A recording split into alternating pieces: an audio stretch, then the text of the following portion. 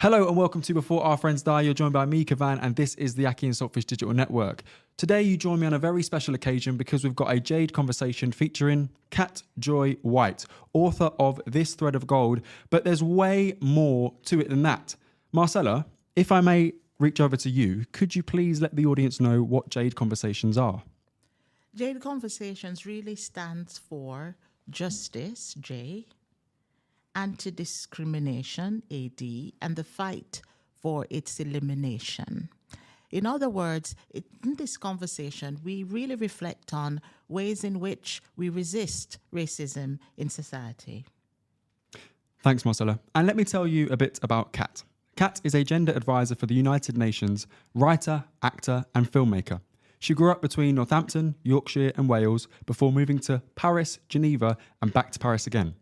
She holds degrees in English and French from the University of Warwick and Women's Studies from the University of Oxford.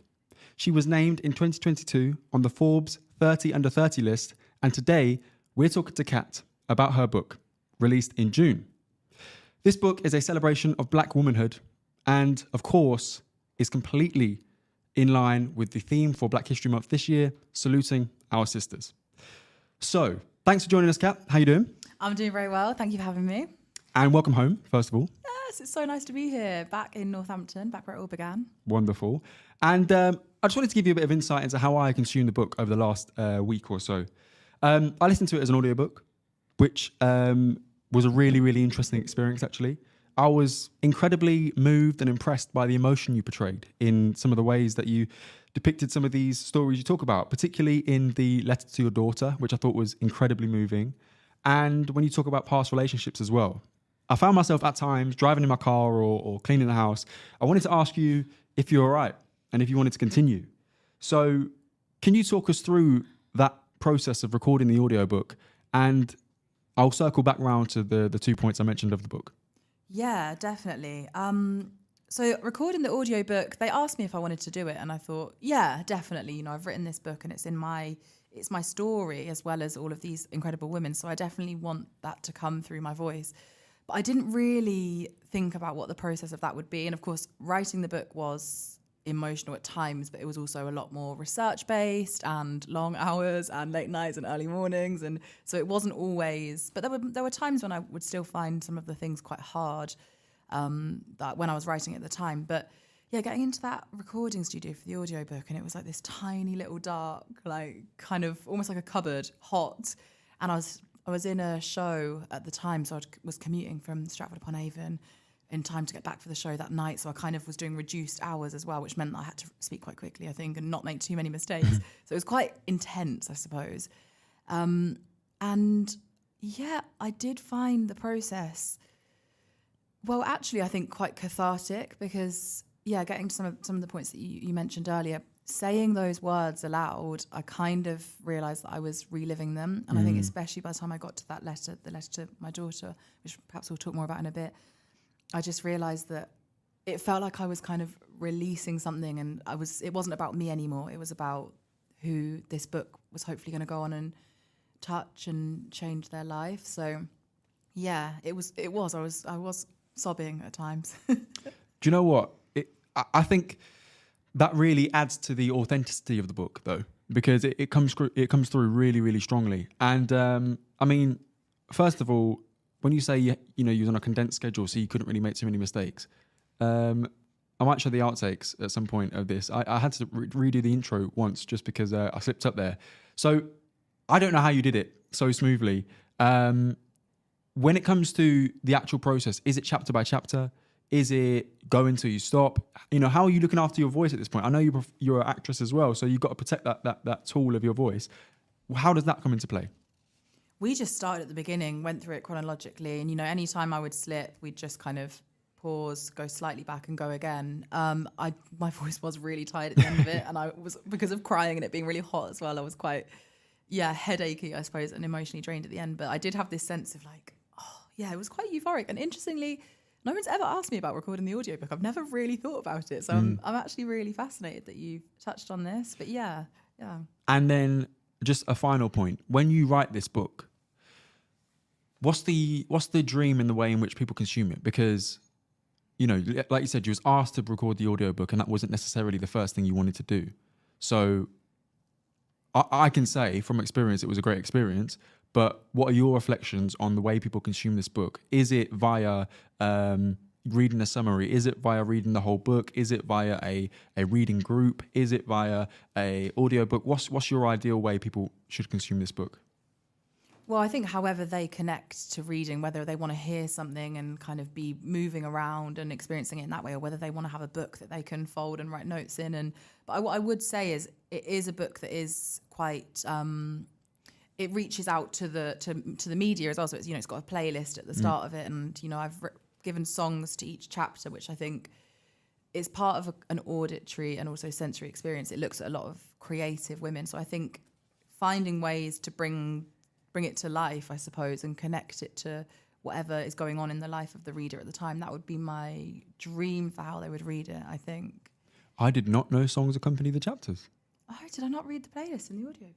I didn't hear it. Oh my goodness. I need to, all right, part 2, stay tuned. I'll check out the audio. I'll show you in a songs. bit. Yeah, I've got a whole playlist. Appreciate it. I'll check that out. Marcella, over to you. Well, Kat, I'm still trying to recover from reading this book. I found it inspirational and even perhaps a bit sermonic at some points, where I felt, in a sense, I was challenged to think about my own life, because somehow, based on your reflections on these women that you recalled in this book, you get the feeling that they weren't just living their lives for themselves, but they were living it for generations after. And that perhaps one of the messages that comes out from your book is the notion that I'm not just living for myself, that maybe somehow aspects of my life is sort of, in some ways, by the decisions I make and by going forward, I'm being read. Did you get that feeling perhaps that's what you wanted to do in terms of the narrative, was to say to women, yes, you're living your life, but you're also living for generations to come and also for your own generation? Is it that we should see our lives with that sort of significance? Yeah, definitely. I think that is such an important, that is the heart of the book for me. You've touched on what the book is. And I think there are all of these women, and I knew that I wanted to kind of have this place that was bringing these stories together. And I felt so clear that we could learn from, Hattie McDaniel, for example. Her story speaks directly to Nina Simone, who speaks directly to Michaela Coel. And I could see these links. But what wasn't clear at first to me was, okay, why am I the person to be pulling these stories together? What is my place in this history? And I realized that it's that all of these things have passed through history to my grandmother, to my mother, to me. And one day, if, I hope I have a daughter one day, and I want to pass those things onto her as well. And I think it was this sense of what connects us is our greatest strength. That's the most exciting and inspiring thing about us. And it means that when things get tough or when things are brilliant, we can also look back and see how our ancestors have also already walked that path. So yeah, I think it is. And then, coming to that final chapter, the letter to my daughter, that was when I really thought, how can I look forwards and how can I pass it on now? And it is honestly it feels like you hand the book over to the next generation. It's yours now. What are you going to do with these stories? How are you going to keep this history alive? So the tapestry will continue to go on to be woven and interwoven through different generations. So it becomes intergenerational and transgenerational at the same time. I really must say, though, that I learned a lot. Not that I didn't expect to, but for instance, one character that I wasn't even aware of before, Mary Fields, Stagecoach Mary, really fascinated me. This woman dressed like a man, lived with nuns, then at almost 60, she then got a job as an independent contractor to become a star route carrier in the Postal Service in the United States. What a character. And then you said that towards the end of her life, she was celebrated by her community. Yep. When her house burnt down, they all came together and they did they also, like you say, shut the schools down to observe her birthday? Yeah. And I was saying, for a black woman at that time to have achieved such an honor really did speak to me. And I must thank you for introducing me to the indefatigable stagecoach Mary that's really had a strong impression on my own life. And at this stage of my life, where I am now as a middle-aged black woman, wanting to know what's my next step, I think I was really inspired by Stagecoach Mary to say, guess what, Marcella? Maybe it's only just begun. Yes, I love that. Yes. Yes, I really think that really worked for me, and I really appreciate this introduction. But also to say that, if you will allow me to just read one particular quote from your book, which really, again, resonated with me when you mentioned Ketanji Jackson, who is the first black woman to be appointed to the Supreme Court in the United States. And you spoke about her moments when she was silent and the power of that silence and the sound, not just the sound, but the power of that silence, and how she battled through the nomination process until she came through. But then you observed what her struggle meant for you and for other women when you said in your book, speaking of that, page 152, if anyone has a hardcover version, you said, just as with Ketanji Jackson, it seemed that the more that the traditional power structures found themselves faced with a black woman of unparalleled brilliance, the quicker they sought refuge in decisions that, whether they intended it or not, neutralized their efforts. And this, to me, is such a powerful observation of this process, because a black woman becoming herself and realizing her potential seems somehow to go against establishment and established norms of what a black woman should be and how we should present ourselves. And I really found this insight for me personally, and this sentence really is so beautiful and such a testament of perhaps what you have achieved in this thread of gold. No, what I'm going to ask you now is to say that was a statement, but the question here is, in response to that, is how do you think, as women of color, should we think about ways in which we can ascend over the ultimate, what would I say, ceiling or barrier, which is contending with white power?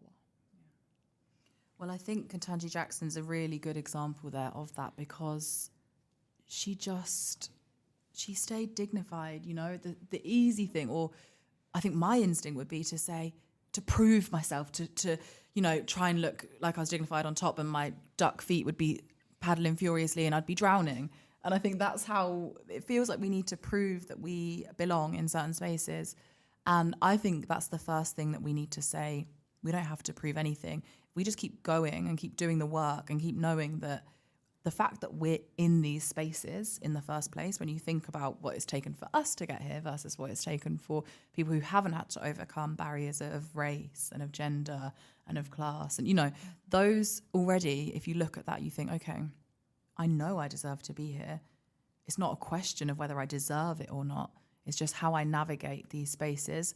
I think the second thing is about protecting ourselves as well in those spaces. You know, it can be, it is exhausting, constantly having to navigate those structures and kind of battle, I suppose, to exist.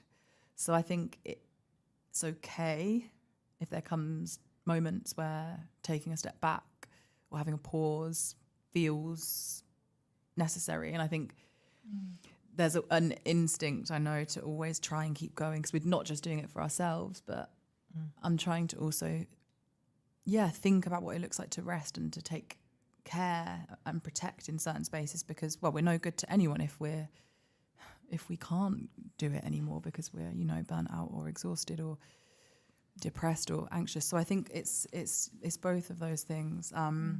and then celebrating ourselves and celebrating each other. You know, just been speaking with Patrice in the audience. He's about to do his second PhD Viva next week. And, you know, when you hear these stories, celebrate them, raise them up. And I think it's that as well. And the more people see us celebrating our own achievements and also bring each other's to the light, they're going to want to be part of that too. Because also, who celebrates better than Black people?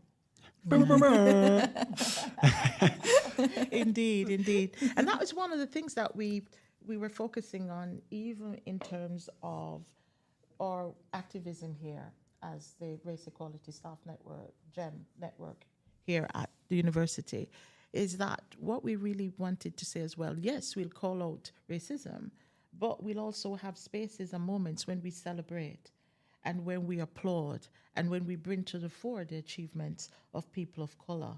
Because there is that part of the celebration which in itself is resistance.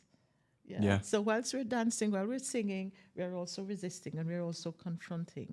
So I really do appreciate that the ending of the title here, which says a celebration of Black womanhood. And what a celebration it has been, going through the pages of this book and just the gallery and the parade of women from strength to strength, the going in the past and in the present, and definitely knowing that it will impact the future. Now, Kat and Marcella, actually, you've both just mentioned two firsts in Mary and Ketanji. I'm interested because what you also spoke about in the book is the weight of being the first, the pressure that brings, and I suppose what you alluded to earlier is that pressure to prove yourself as a Black woman generally, but particularly as a first. Can you speak more to that, about that pressure of being a first and why that is important and why that features in the book? Yeah, I mean, actually, I'm thinking, Marcella, you're probably going to have a lot more to say being, you know, as you say, no, honestly, thinking about what you've achieved years before, now I feel like there is space being made in a way. But I do think it's an exciting, incredible thing to be able to go where no one has gone before, you know. And I think when I write about this, I'm speaking at one point about Alice Deering, who is the first Black woman who represented GB as a swimmer in Tokyo Olympics. And she's an amazing, amazing woman. But there's also this weight that you carry when you're someone that's being the first to do something, because you feel like if you mess it up, then that's going to reflect badly on everyone else who's coming after you. Mm-hmm. And I think we have to get that out of our heads. We have to just think we are carrying everyone with us, yes, but we are not responsible for how the world sees us and them. So as long as we know that we're doing things and we're trying to change things and we're trying to make things better, I think that's where we have to leave it. We're not responsible for what people think of us, and especially when we're talking about power structures and white supremacy. So I just want to encourage people to still keep on fighting the good fight and keep trying, because if a door hasn't been opened yet, someone has to unlock it, and why shouldn't it be you, you know? I completely agree. And when you mentioned about, you know, the pressure of being the first, and that almost is indicative of how the trail will be blazed for others. It's also, it rings true to what you said earlier in the book when you talk about talent and Black people and the notion that, well, of course you're a good singer, you're Black. Like, obviously you could dance, you know, those sorts of notions. You know, when we talk about our celebrations and our successes, they're never attributed to the individual and their hard work and sometimes the failures along the way to get them to that point. They're always almost exclusively attributed to their Blackness, their DNA. It was just meant to be. Flip reverse into other cultures now, it's hard work, it's dedication, it's sacrifice, it's all these journeys.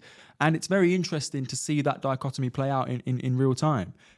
You know, one of our other shows on the network is around combat sports. And when you hear the way they describe, some commentators describe Black fighters, you know, they're talking about you know, animals and that sort of descriptions of these fighters is rife in the field. It's very, very interesting to observe with that lens in mind. So yeah, fascinating observation that you made there in terms of how Black success is attributed to the group and how Black failure is potentially limiting to the whole group too. So thanks for raising that. Kat, if I can delve a little bit into, because you mentioned about some of these stories, you know, from your grandmother to your mother to you. What was that process like? Was that something that you had to reflect on and realize, or was it something that you was conscious of from the get-go that, you know, I am part of the group. You may have heard of the phrase Ubuntu, I am because we are. Has that been a conscious feature of your whole life, or has it been a matter of reflection through the process of this book or just before the book? Definitely writing the book has made me reflect on it. Excuse me 1 second, I'm sorry, I've got a cough. That's fine. Got a sore throat, weirdly. But yeah, I'd say definitely the process of writing the book made me look at things that when you're growing up, you don't want to know what your parents have to say. And then I'd look back on some of them and, I think, wow, my mum really has given me everything. So much of what this is comes from my mum. It comes from my aunties and my grandmother. And even, we'd growing up, my mum, we would joke about her. She had these catchphrases. I remember going on my first holiday with my friends, like Magaluf or something, when I turned 18 and had got my A-level results, and my mum just fixing her eyes on me saying, "Don't leave God at the airport." And all of my friends were just she has these strong lines that she just comes up with out of nowhere.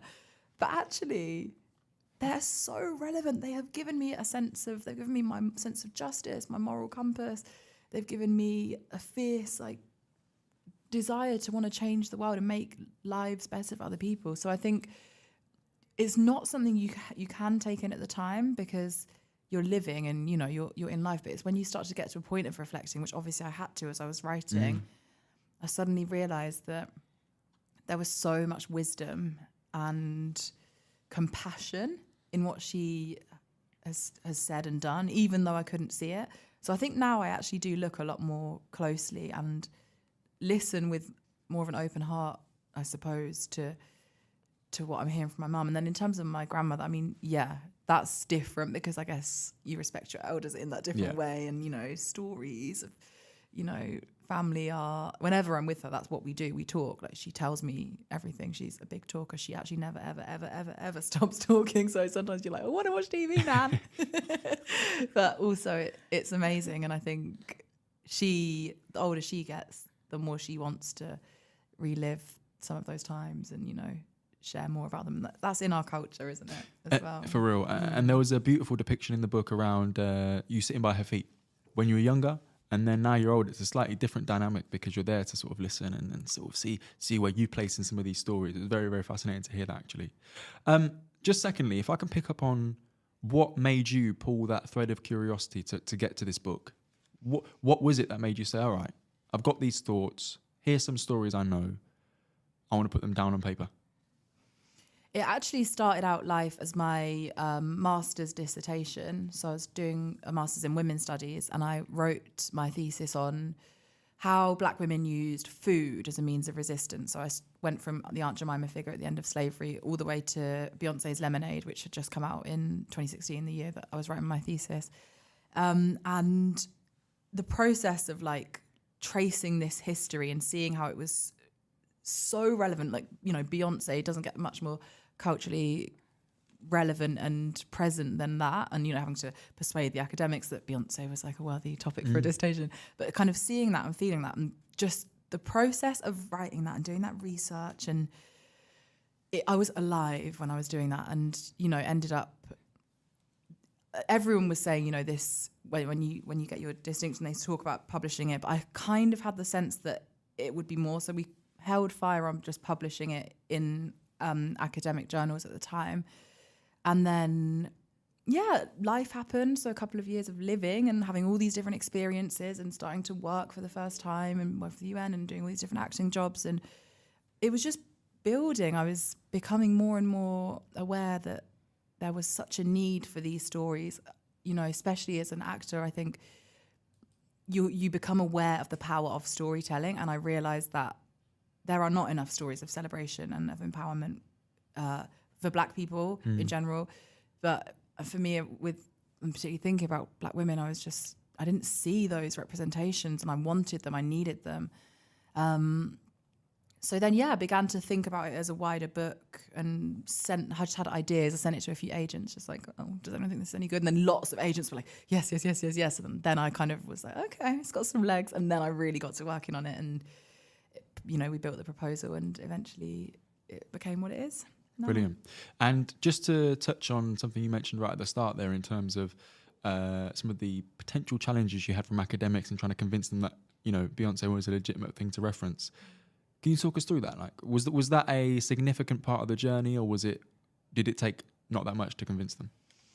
It would have been more significant if I'd stayed with the initial supervisor I was given. So I think initially I had a different idea. I was coming from more of a development background. I wanted to write about identity, and I wanted to go out to the Democratic Republic of the Congo and research. It was a totally different idea.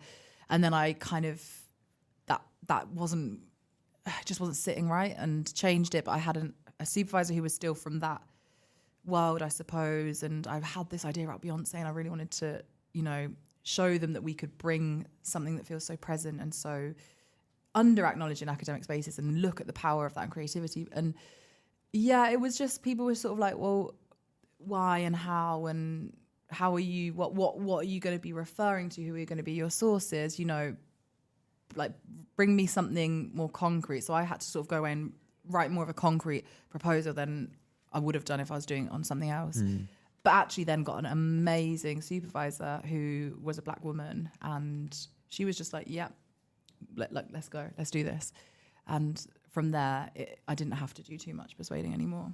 And that, I think, is a really important point to raise, because when we talk about knowledge and knowledge production in particular, there are gatekeepers to what is legitimate knowledge and what isn't legitimate knowledge. And if, you know, you'd have listened to that first person who said, no, look, I don't think that's you know, reasonable, we wouldn't be where we are. So just keep knocking that door. Be the person to challenge those people who are gatekeepers and who are supposed authorities in the field, and produce knowledge that feels authentic to you, because you could soon be on the chair during a JADE conversation talking to Marcella and I. So what an amazing moment that would be. But no, seriously, it will be really important, I think, to just keep pushing that door and pushing that authentic knowledge, because that, you touch on decolonization later on in the book, and that is that. You know, new, authentic, different frames of references when it comes to knowledge. And I think that's really important to raise on a platform like this. Absolutely. You are so right. I'm really glad you've said that. Yeah, that's a really important point. Marcella, over to you. Can we talk about swimming? Yeah. And the soul cap? Because I think swimming is a powerful motif in the book, and what it meant for you. So particularly as you quoted the statistics to show that the numbers of people of color who do swim is relatively low, and your own journey through going past the barriers. Share more about what swimming means. Yeah, I mean, to start with though, yeah, relatively low. 90% of Black adults don't swim. 1 in 4 Black children in the UK leave school not knowing how to swim. And it's, you know, if we take it as base, it is literally like a life or death issue. It's a safety issue. Knowing how to swim is just, it's the equivalent of like knowing how to cross the road, or, you know, if you end up in water, you need to be able to know how to keep yourself afloat. But more than that, it's such a metaphor for so many things. And I loved swimming as a kid. I was privileged that I had swimming lessons and absolutely loved it and was quite good at it. And it was something that brought me joy. But, you know, get to that time, like age 13 or whatever, and puberty kicks in. So I think for many girls anyway, they're suddenly self-conscious of their bodies. And then you couple that with being Black and like your hair. And I used to like hide in the changing room so I wouldn't have to go in because I wasn't allowed to quit. And then sometimes when I've got found in the changing rooms, I'd sort of like make sure that I kept my head out of the water. And, you know, eventually I stopped. I was just like, this is just not for me. But I rediscovered it in 2021 after a personal tragedy. And, you know, it was during that time when we were in lockdown and we weren't allowed to do anything. And I just was living near this lake. And I was like, I think I'm going to get in. And I got in this lake one morning in like February. It was freezing cold. But started swimming every single day because it was something about, I was so numb with grief and not knowing where to put it. And it helped me start to feel things again. Ended up making a whole movie about that journey and that story that has gone on to, I'm going to Nigeria tomorrow to take it to the African Movie Academy Awards. It's sort of gone from like, it's an unbelievable journey, but yeah, realizing that it's about mental health, but there's also an aspect of wanting to change that narrative around Black people in the water. And we do swim and we are out there. And also we need to start encouraging people to try it. And yeah, getting to work with Soulcap, inclusive swimwear brand. And, you know, there are organizations out there who are working to get even if you're 60 years old and you've never set foot in the water, they do adult swimming lessons, and it not being a stigma, it feels like if you don't learn as a child, you're never going to learn, but that's not true.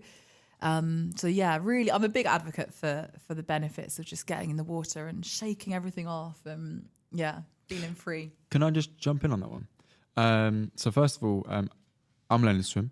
So I do genuinely, when I look around the class, I see a lot of people that look like me. And there's almost safety in that, I feel, because we're all right, we're all in the same boat. Like, if you splash around a little bit, don't worry about it. It's fine. I know where you are. You know where I am. It's all good. So it is a real life phenomenon, and it is incredibly important. And you're right, life and death.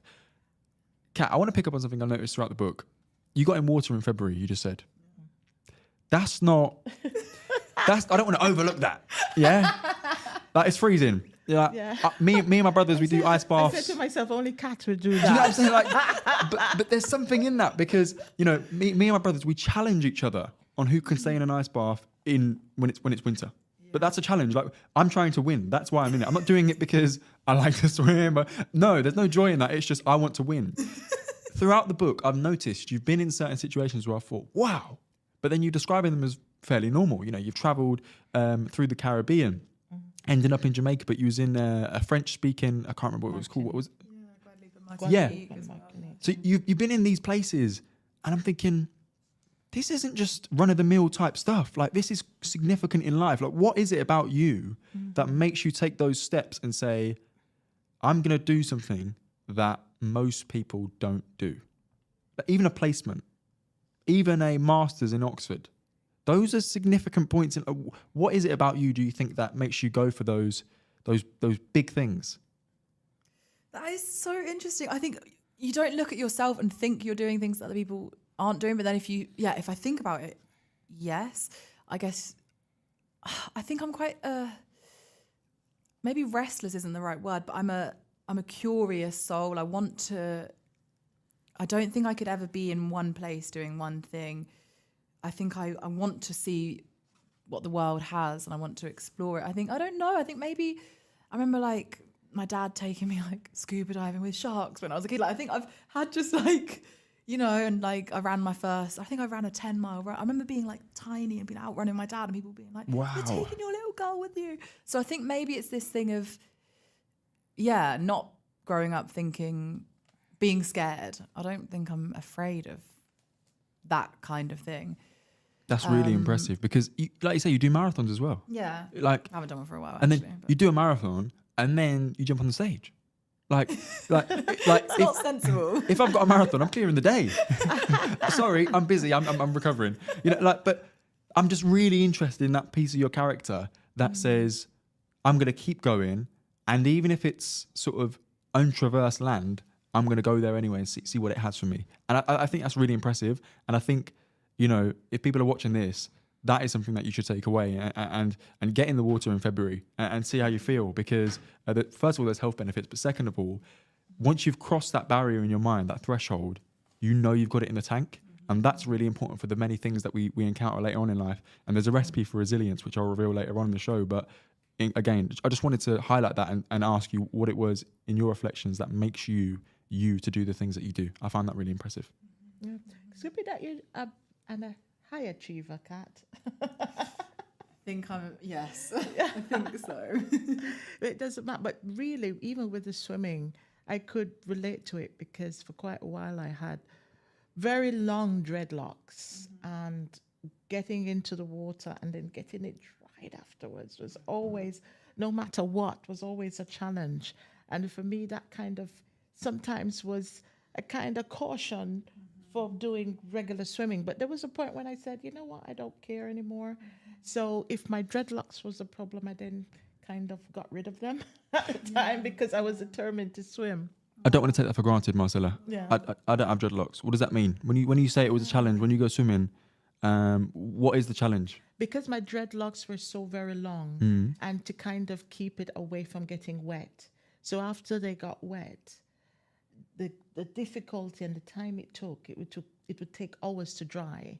And if I didn't dry the dreadlocks properly, I could easily get a cold and get stuffy and so on. How would you dry them?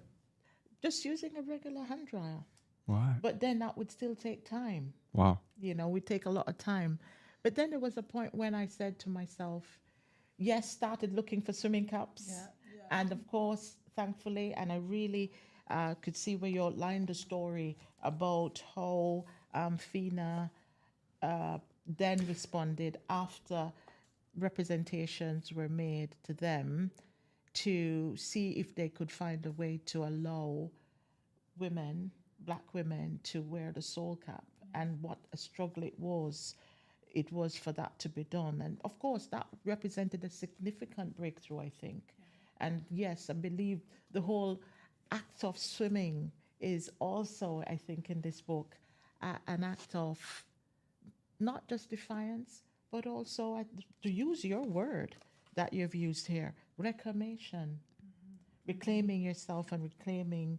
And I love it. Silence, defiance, reinvention, I think, is all sorts of exhibited and demonstrated in the act of how you plunged into that lake and you swam and didn't worry about your hair, and how, in a sense, which was beautiful, how therapeutic that was.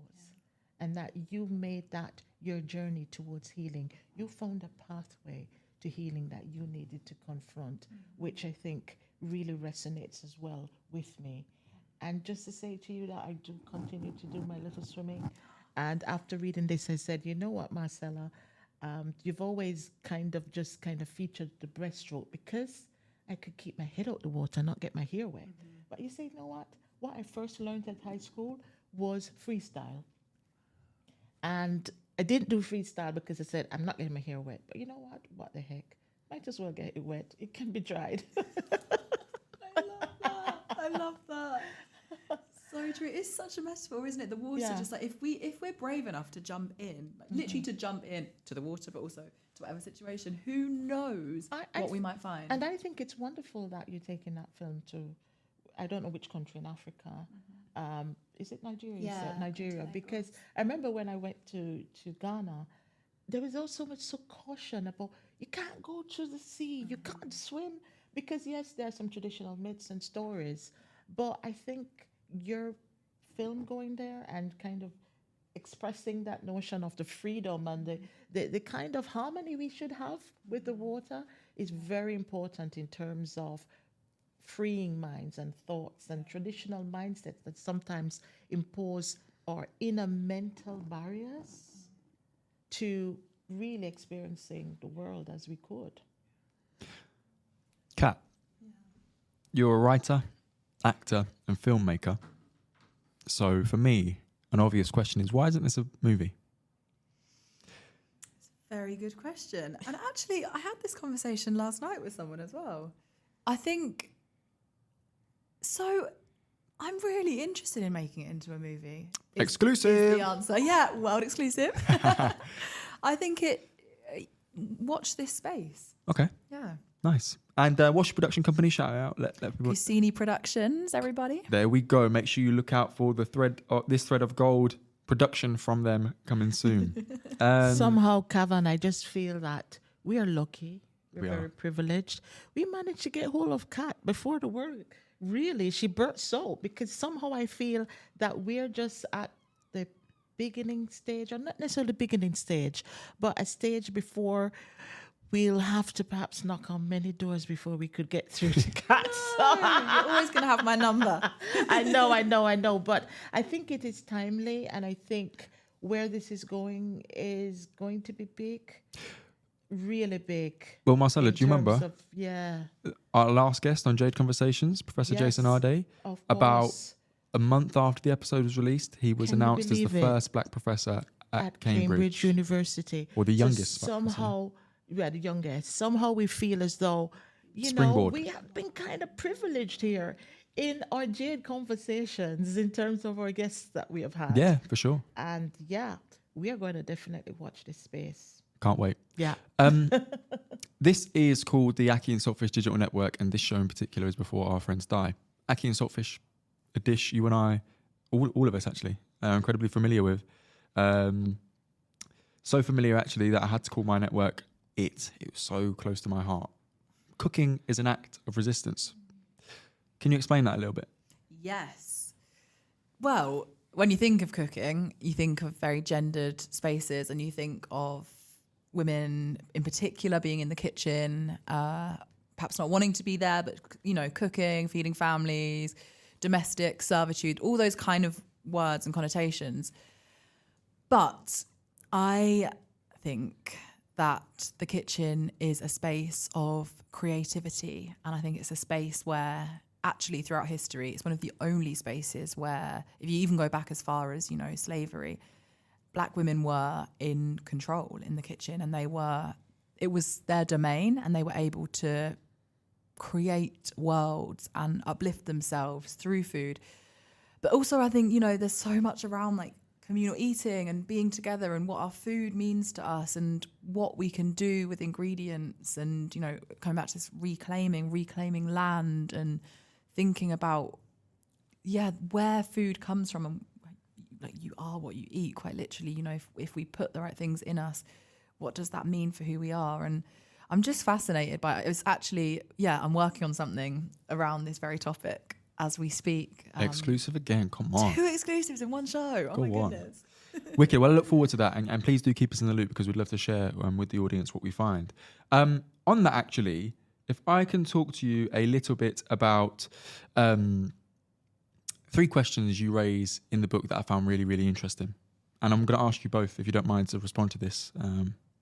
So, Marcella, I'll start with you, because Kat, I feel like you're going to have a heads up anyway. What does beauty mean to you? I think beauty means to me the act of being yourself, being original, and not trying to conform necessarily. Yes, there are certain parts of beauty where you look for peer affirmation, where you look to be part of the group. But I think real beauty is the power, the strength to be authentically who you are. And what do you find beautiful about yourself, Marcella? To be honest, I tend to spend most of my time, as you know of me, always affirming the beauty in others. And perhaps that's what I should celebrate about myself. But I do have the capacity to celebrate and to affirm the beauty of others. And I think, if I'm going to tell you something, what I think is beautiful about me, I would say is that I love to smile, and I think I have a lovely voice. You do. I want to listen to you. So I think, I'm not going to be all, wallflowery and say there's nothing beautiful about me. Yes, there is. And I think I've shared that with you. Why do you always do that, Kavan? Sorry. You always go for the jugular with me. There's actually another question, and you can blame Kat about these questions, by the way. Yes. What do you do to embrace your beauty, Marcella? What do I do to embrace my beauty? Yeah. Well, perhaps I haven't thought about that enough, and that has been perhaps one of the challenges of Kat's book, and why I think, as I said, I'm still trying to get over it. I haven't gotten over it yet. It has had such an impression on me. And I think that is an area I need to work on. I need to, I think, affirm more of that sense of, you're beautiful. Do you know what? Well, in a dialogue from time to time, perhaps. That inner voice is important. Yeah. You know what? If you've watched this just now, what a moment that just was, for us all to connect. And Kat, your book did that. Those questions you raised, those 50 black women you asked about those 3 questions. Yeah. It's a really, really important moment. And just to say, if you are a fan of Marcella's voice, make sure you go back in the archives and check out episodes 33 and 34, because those are episodes that focus on Marcella's work in travel and tourism in the UK. So you'd be interested in hearing more about that. But Kat, back to you. I want to read a quote. Just like the four women who came before, the 50 women that came after, and the next generation still to come, we have the power within us to invoke a revolution, or to quietly, gradually heal. Change is whenever we need it to be, and most important of all, it is already within us. When did you realize change was within you?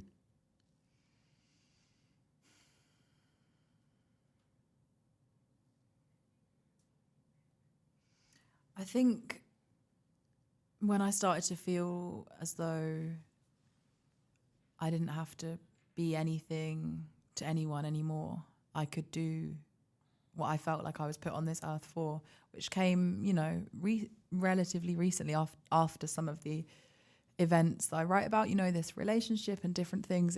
It took some low points, I think, some hard times to be able to realize that I'm not waiting for anyone to make me better or to change my life. I can do that myself.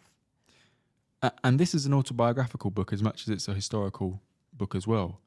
So I'm intrigued, what stories had to find you, and what stories found you, and which stories did you find? i.e., what was already familiar to you and what was new knowledge?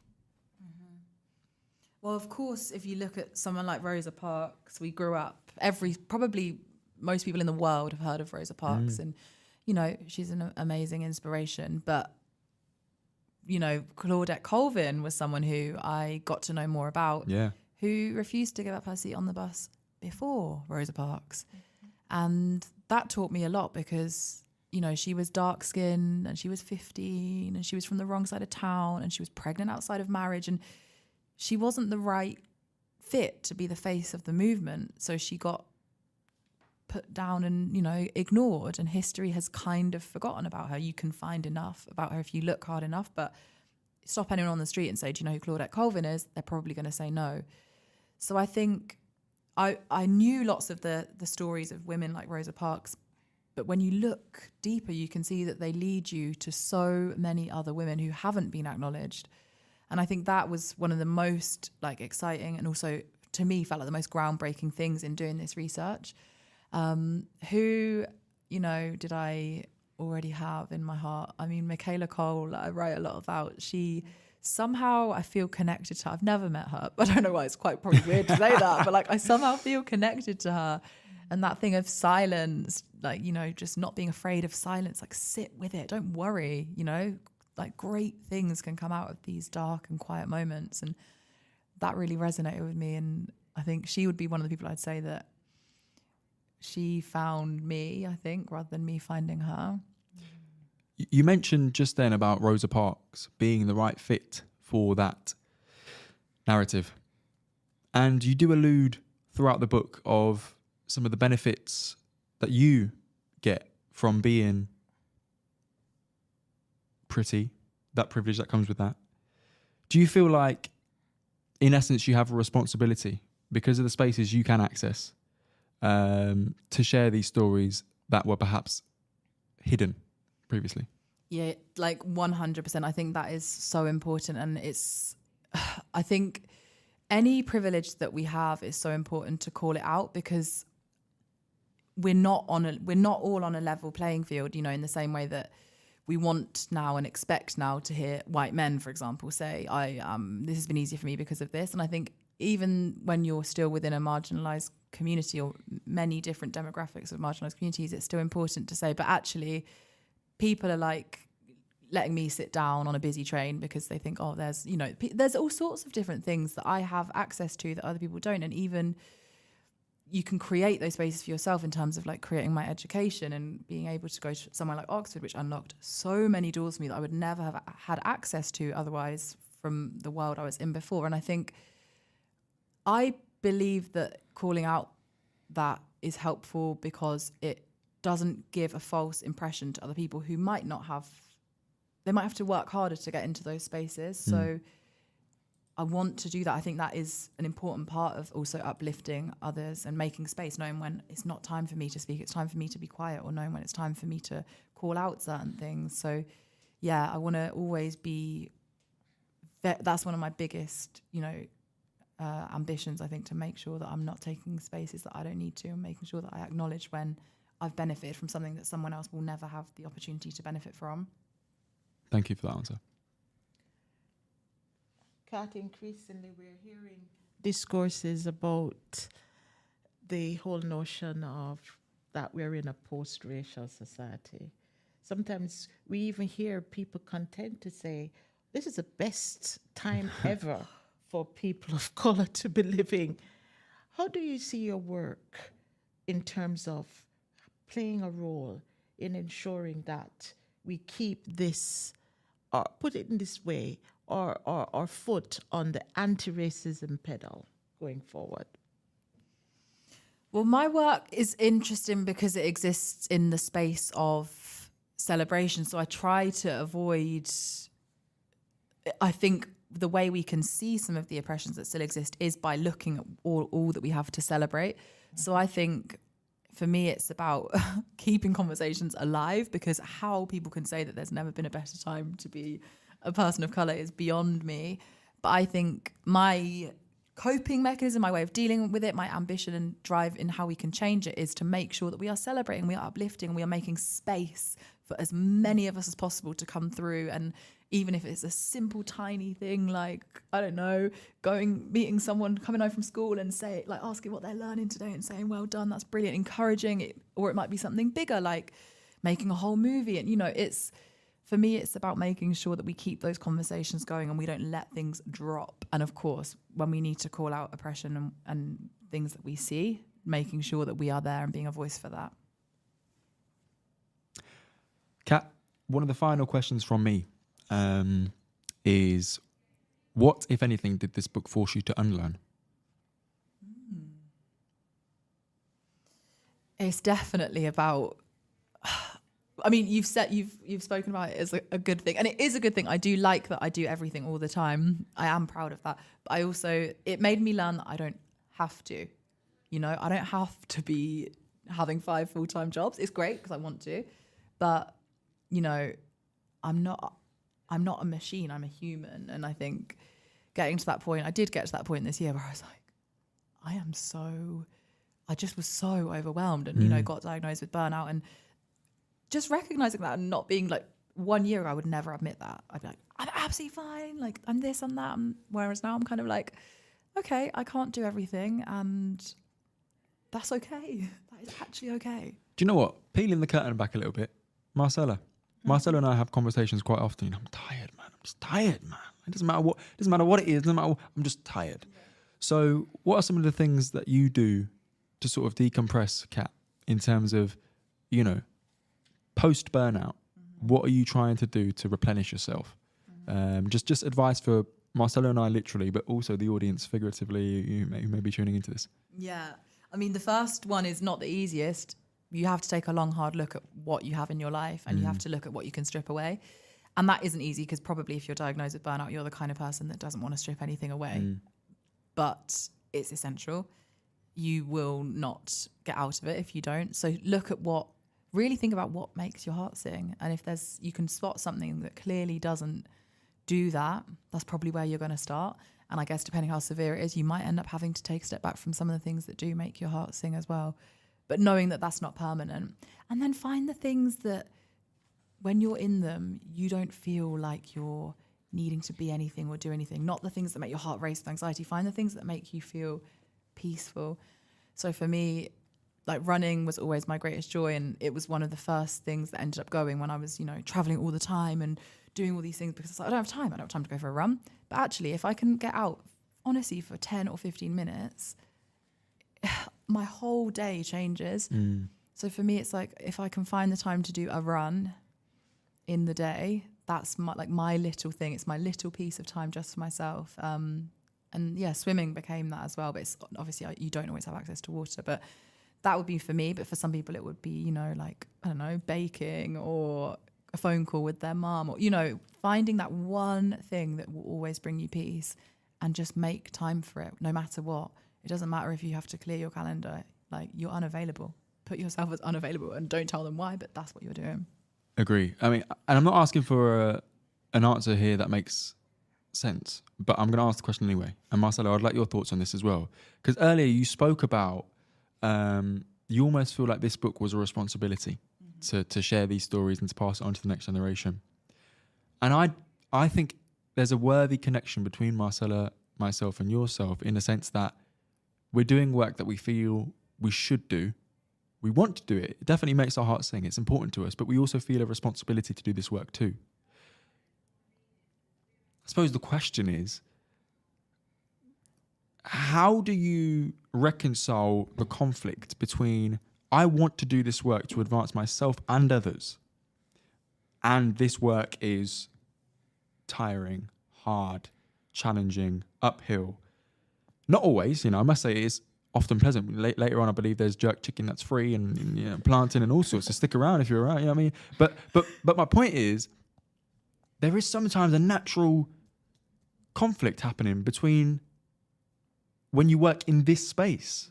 So how do you reconcile that whilst meeting your responsibility? Or do we shake the fact that it's a responsibility and call it our purpose? Or what, there's a real, it doesn't align all the time. So just reflections, I suppose, on that. Marcella, I'll start with you because yeah, I guess there are some days when you get up in the morning and you ask yourself the question, is it worth it to continue to be in this space? Because oftentimes there isn't much sort of celebratory moments. In fact, as Kat has told us, you have to create those celebratory moments. Yeah, true. And you have to ensure that you do take time out to preserve yourself, because it is sometimes an unrelenting battle. And oftentimes you find yourself, even in establishment or with institutions, not being considered to be their Negro. Do you know what I'm saying? Yeah, a la yeah. James Baldwin. I am not your Negro. And so it even becomes lonelier and even more isolating, because there are others who are accepted as the Negro, who is more comfortably placed within the institution and establishment. So it is really a sense of alienation, always feeling of being an outsider and not knowing how to then get your message across to be acceptable, because we're in a space where we're wanting to get the message across to say, hey, here we are struggling against this really intrinsic problem of racism, and we can together defeat it.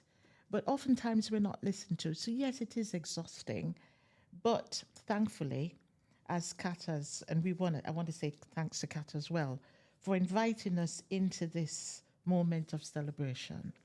Indeed. There are times when we must take time out and look at the past, see how people have come through, understand these celebratory moments, that our struggle and our tiredness is not futility. That even when sometimes we don't seem to get the kind of kudos and affirmations as we would like to kind of energize us on the journey, yet we're still making inroads. We're still having impact. And I think this is what is one of the achievements of this thread of gold. One of the achievements of this book is kind of assuring us that we're still working the tapestry. And Kat has taken us through different high moments of reclamation, recreation, and resilience. These are all positive words. These are all words which says, hey, yes, you've been through some rough times. Yes, we're in a hostile environment in some respects, inverted commas. But guess what? At the end of it, there is a tapestry being woven. And the imagery of, I think it was, is it Caravaggio? Yes, Caravaggio, the artist who does that work with, what is it, sea silk.